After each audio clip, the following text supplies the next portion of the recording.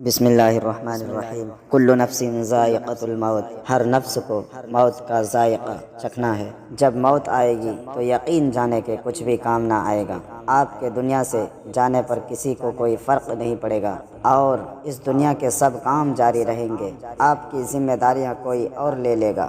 آپ کا مال وارثوں کی طرف چلا جائے گا اور آپ کو اس مال کا حساب دینا ہوگا۔ موت کے وقت سب سے پہلی چیز جو آپ سے چلی جائے گی وہ نام ہوگا۔ لوگ کہیں گے کہ ڈیڈ باڈی کہاں ہے؟ جب وہ جنازہ پڑھنا چاہیں گے تو کہیں گے کہ جنازہ لائے۔ جب دفن کرنا شروع کریں گے تو کہیں گے کہ میت کو قریب کر دے۔ آپ کا نام ہرگز نہ لیا جائے گا۔ مال، دولت، حسب و نسب، منصب اور اولاد کے دھوکے میں نہ آئے۔ یہ دنیا کس قدر زیادہ حقیر ہے اور جس کی طرف ہم جا رہے ہیں وہ کس قدر عظیم ہے۔ آپ پر غم کرنے والوں کی 3 اقسام ہوگی۔ نمبر 1، جو لوگ آپ کو سرسری طور پر جانتے ہیں وہ کہیں گے ہائے مسکین، اللہ اس پر رحم کرے۔ نمبر 2، آپ کے دوست چند گھڑیاں یا چند دن غم کریں گے، پھر وہ اپنی باتوں اور ہنسی مذاق کی طرف لوٹ جائیں گے۔ نمبر 3، آپ کے گھر کے افراد کا غم گہرا ہوگا۔ وہ کچھ ہفتے، کچھ مہینے یا 1 سال تک غم کریں گے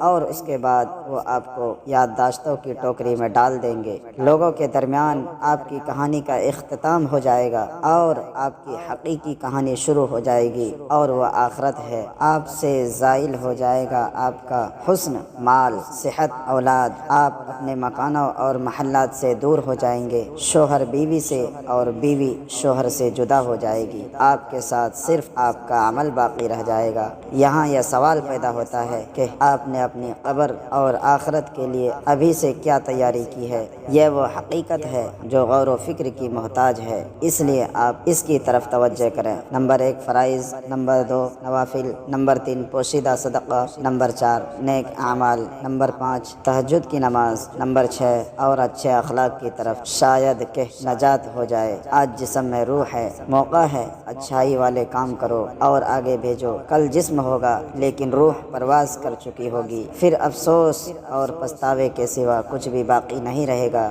ابھی بھی وقت ہے، توبہ کر لو اور باقی زندگی رب کی رضا اور خوشنودی حاصل کرنے والے کام کرو۔ ناظرین، ویڈیو اچھی لگی تو ویڈیو کو لائک اینڈ شیئر اور چینل کو سبسکرائب ضرور کیجیے۔ شکریہ۔